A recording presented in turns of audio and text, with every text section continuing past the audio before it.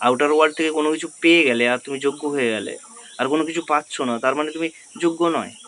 কখনো নিজেকে একবার ভেতর থেকে দেখো, একবার চেনার চেষ্টা করো যে তুমি আসলে কে।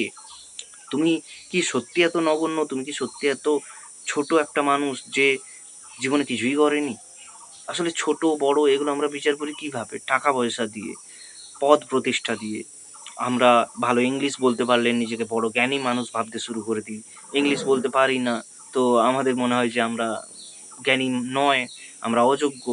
আরে ইংলিশ বলতে পারলেই যে কেউ জ্ঞানী হয়ে গেল, ভালো মানুষ হয়ে গেল, এরকম তো নয়। ইংলিশ তো একটা ল্যাঙ্গুয়েজ, তুমিও চাইলে শিখতে পারবে।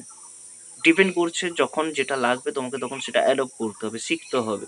জীবনে সব কিছুই শেখার চেষ্টা করো, কিন্তু অতিরিক্ত নয়, একদম শিখতেই হবে, না শিখলে আমার মান সম্মান চলে যাবে, এই টাইপের মেন্টালিটি এনো না। আমি নিজের ক্ষেত্রে এগুলো দেখেছি, তো আমি তোমার কাছে শেয়ার করলাম। হয়তো বা তুমিও এগুলো ফেস করছো, সেজন্য আমার মনে হলো যে তোমার কাছে শেয়ার করা উচিত।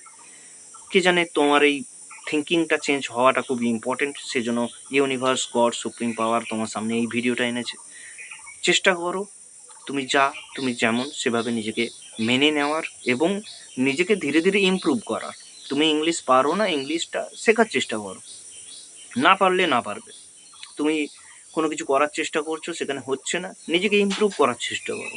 না পারলে না পারবে, না জিতলে না জিতবে, হেরে গেলে হেরে যাবে, সেখান থেকে আবার শিক্ষা নাও, আবার নিজেকে বিল্ড করো, আবার নিজেকে মোটিভেট করো, দিয়ে সামনের দিকে এগিয়ে যাও।